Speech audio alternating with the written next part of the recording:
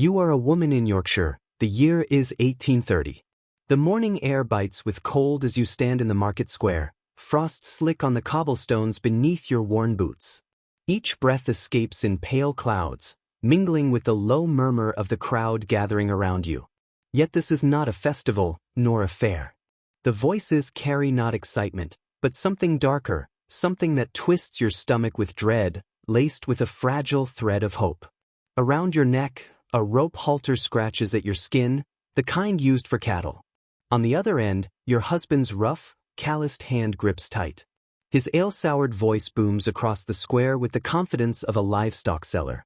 "What am I bid for this fine woman?" he calls, describing your body and your skills as though listing the features of a prized animal: strong back, good teeth, can cook, can mend. The crowd closes in. Faces blur together. Some curious, some scornful, others calculating. A few men step forward, inspecting you like a horse at auction. They turn your hands to look for calluses that prove you can work, study your face to decide whether you're pretty enough to warm a bed. Your heart hammers against your ribs, for you know that within minutes, your life will change forever. Perhaps you'll go with a gentler man than the one who brought you here. Or perhaps into something far worse. And what chills you most is not the rope nor the eyes upon you. It's the fact that none of this is illegal. This is not a crime, nor some madman's whim. It is, in this time and place, the closest thing a poor woman has to divorce. This practice, wife-selling, was born not merely from cruelty, though cruelty was never absent. It arose from a system so rigid and merciless that it left the poor with no escape. To understand why men led their wives to market squares with halters around their necks, we must enter a world where women were not seen as people, but as property. In Victorian England, under the doctrine of coverture, a woman's legal existence was erased upon marriage. Sir William Blackstone summarized it in 1753, "The very being or legal existence of the woman is suspended during marriage, or at least is consolidated into that of her husband." She became what the law called a femme covert, a covered woman, hidden beneath her husband's identity, as though draped in invisibility. Take, for example, Mary Thompson, a fictional, yet typical working-class woman of the 1820s. Before marriage, Mary could own property, sign contracts, even take someone to court. But once she married, every right she held dissolved. Her wages, her inheritance, even the clothes on her back legally belonged to her husband. If he beat her, the law looked the other way, claiming it was his right to correct her, as one might a child or a dog. If he drank away the rent, gambled their food, or brought home diseases from brothels, the courts would not interfere. And so, when Mary, or women like her, could endure no more, what choices remained? Divorce existed, but only for the wealthy. Before 1857, a divorce required a private act of Parliament, costing over £1,000, more than a lifetime's wages for a laborer. Even after the 1857 Matrimonial Causes Act, the expense of £40 still exceeded a working man's yearly income. For the poor, there were only grim options: mutual separation without remarriage, desertion, costly church petitions, death, or wife-selling. Thus, by the late 17th century, a desperate custom took root. If women were treated as property, why not transfer them like property? A grotesque ritual evolved, equal parts humiliation and grim practicality. Wives were advertised in newspapers, healthy, strong, of good character, no reasonable offer refused, then led in halters to markets or taverns. There, before a watching crowd, their husbands auctioned them like livestock. And yet, records reveal a surprising truth. Many sales were not random spectacles, but carefully arranged. Often the buyer was the woman's lover, and the transaction acted as both divorce and remarriage rolled into one public performance. Humiliating, yes, but also a way of sealing the separation in front of witnesses, making it feel binding. One such sale was recorded in Brighton in 1826, inspiring Thomas Hardy's The Mayor of Casterbridge. A man sold his wife for £5 to a sailor.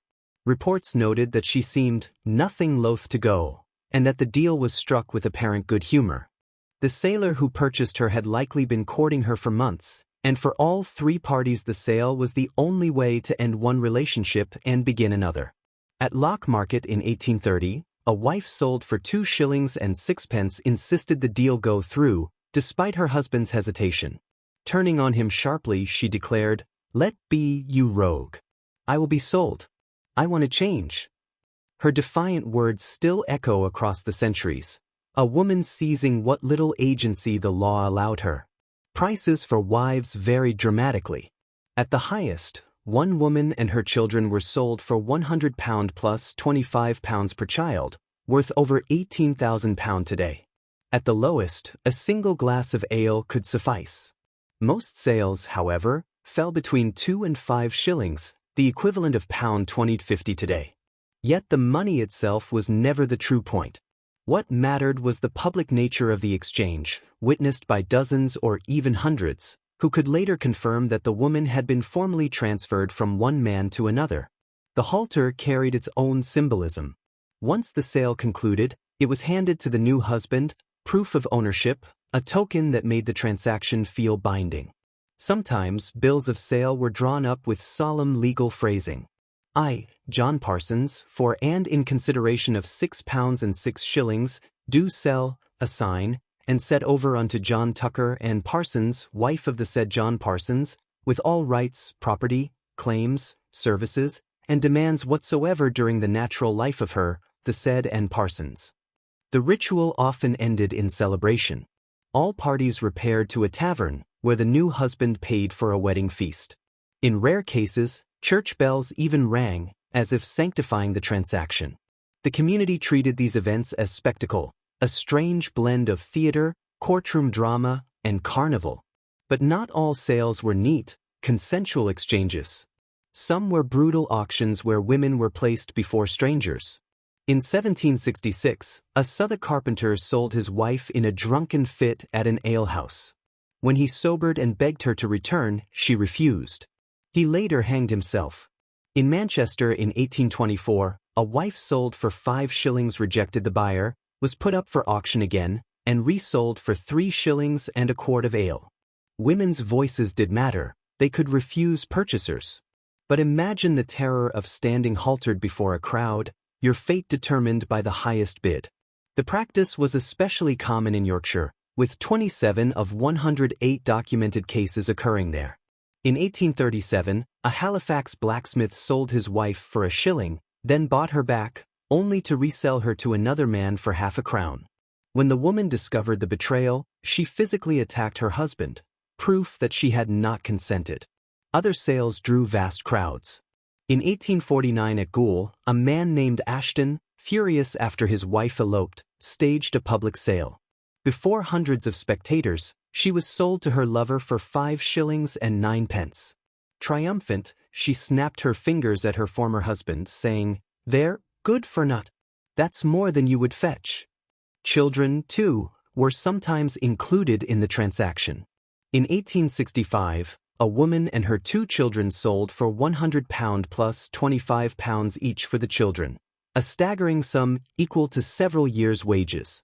Authorities wavered between turning a blind eye and awkward attempts at intervention.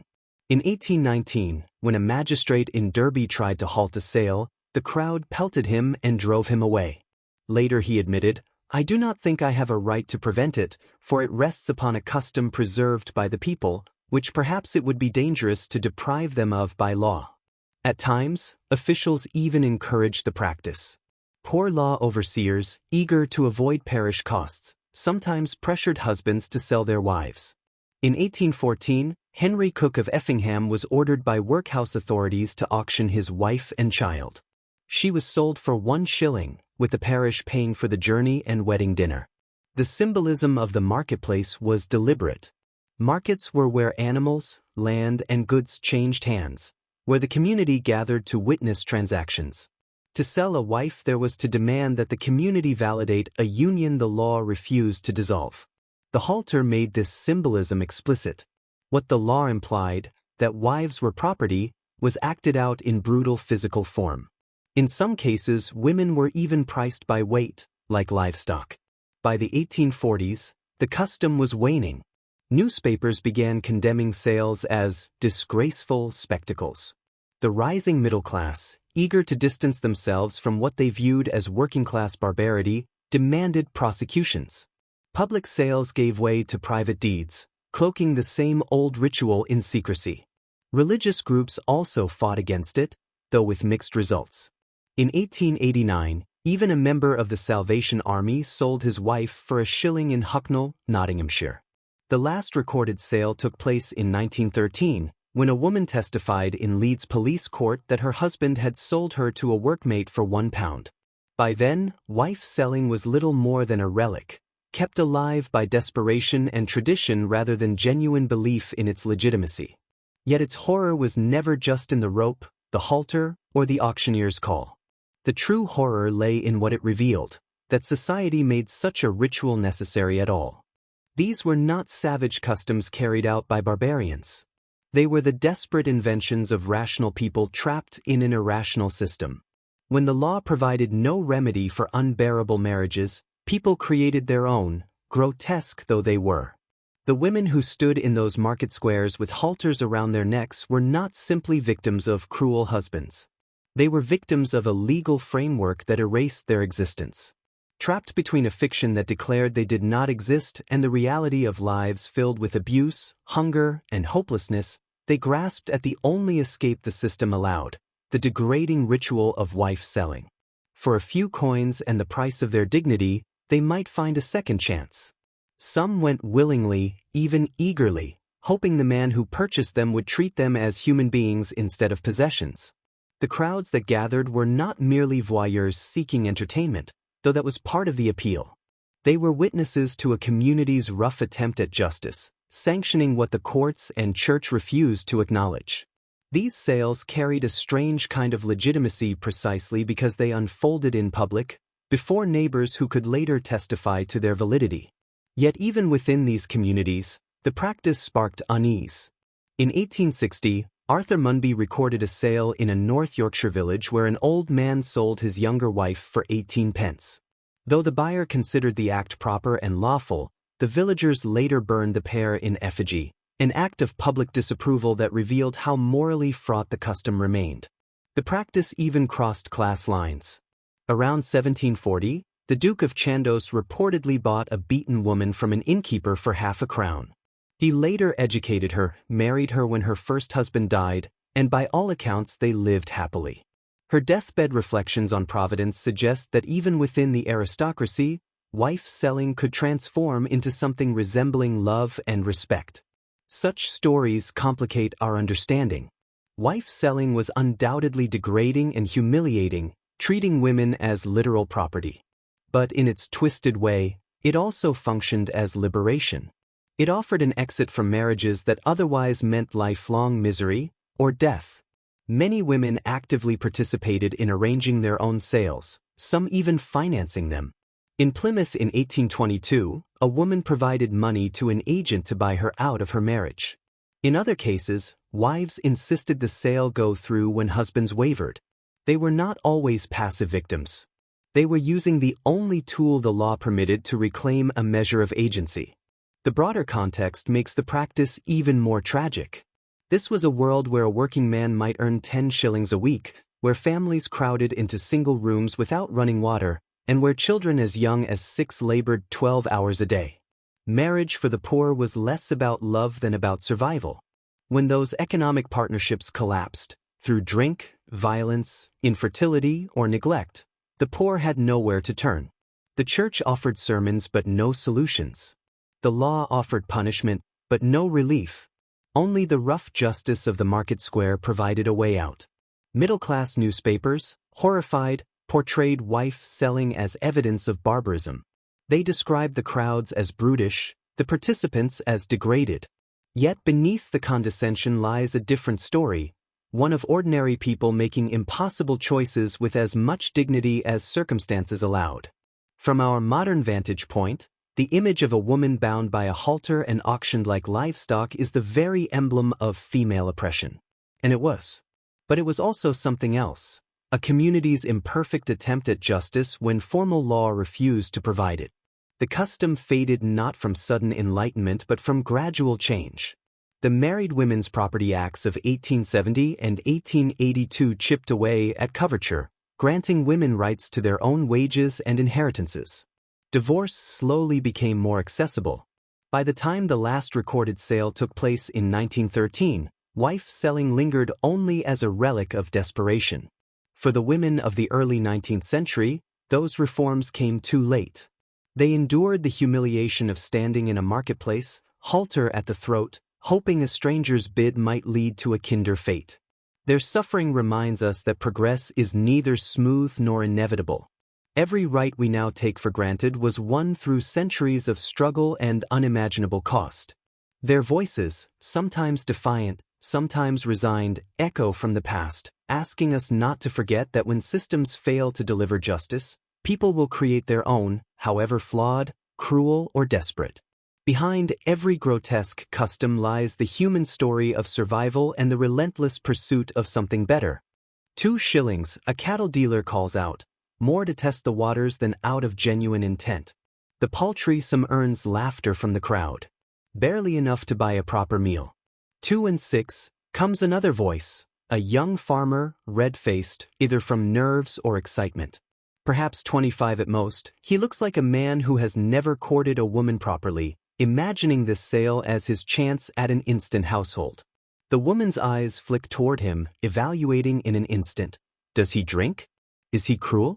Would she endure his fists after Saturday night ale? 3 shillings, says a voice from the back. She recognizes it instantly, Thomas Miller, a widower who has been quietly visiting her for months. Relief flashes across her face so quickly that onlookers nudge each other knowingly. This isn't just a transaction. It's a performance, a ritual meant to give legitimacy to an arrangement already decided. But the young farmer doesn't see the script. 4 shillings, he calls, then, eager to sweeten the deal, blurts, and I'll throw in a pig. Panic stiffens the woman's posture. This isn't part of the plan. 5 shillings, Thomas says firmly, stepping closer, his tone sharp enough to warn the boy off. 6. The farmer fires back, feeding on the thrill of competition. The crowd stirs with amusement. They hadn't expected such sport. The woman casts her husband a desperate glance, but he's already counting in his head, greed brightening his eyes. 6 shillings could mean days of ale and gin. For the first time, true fear flickers across her face. She might be trapped with a stranger worse than the man she is trying to escape. 7. Thomas grits out, though it is more than he can spare. The farmer hesitates, patting his pockets. 7 plus a pig is no small cost. He studies the woman again, this time really seeing her. She is not looking at him with gratitude, nor even with weary acceptance, only with the kind of fear one might show a wild dog. His bravado falters. 7 and 6, he mutters, but the conviction is gone. The husband senses the crowd's shifting mood. He's drunk enough to be greedy but sober enough to recognize danger. Wife sales depend on community consent, and this one is teetering. Going once at 7 and 6, he rushes out, eager to end it. 8. Thomas blurts, desperation breaking his voice. Everyone can see he doesn't have the money. The crowd holds its breath. The woman's future hangs in the balance, 2 men trading shillings as though she were no more than a goat. Then the unexpected happens. I choose Thomas Miller, the woman says, her voice ringing clear over the stunned square. I'll go with him willing, but I won't be sold to no stranger like a sack of grain. Murmurs ripple through the crowd. She isn't meant to speak. That isn't how this ritual works. But her defiance carries dignity, and a few men nod in approval. The lass has spoken, an old man calls. Let her go where she wants. This ain't a cattle market. I bid the highest, the young farmer protests, though relief softens his voice. The husband shifts uneasily, realizing the crowd is slipping beyond his control. Wife sales survive only because the community recognizes them as binding. And tonight, the community has decided the woman's voice matters. 7 shillings to Thomas Miller, he declares quickly, cutting his losses. And she goes willing. Thomas steps forward with coins borrowed from 3 neighbors, his face flushed with relief. He takes the halter and immediately tosses it aside, refusing to lead her like livestock. The crowd cheers, satisfied with the spectacle's dramatic finish. The woman, let's call her Sarah, curtsies with a grace that puts them all to shame, then takes Thomas's arm. But the moment's triumph hides the bitter truth. She is still property, bound now to a new man with no greater legal rights than before. If Thomas proves cruel, she has no recourse. She has only traded one master for another, trusting chance to be kinder this time. The young farmer watches them go, conflicted. Loneliness had made him think buying a wife was reasonable. But now unease gnaws at him. He has glimpsed the grim reality of what it means to own a human being. Her husband, meanwhile, pockets his shillings and lurches toward the tavern, already counting his drinks. Relief mixes with an odd sense of loss. She had been a burden, yes, but also the only soul who truly noticed whether he lived or died. This story may be imagined, but it reflects dozens of documented cases where wife sales played out in much the same way, part ritual, part negotiation, part desperate grasp at freedom in a world that denied women the right to leave. For buyers, the halter symbolized new rights and obligations.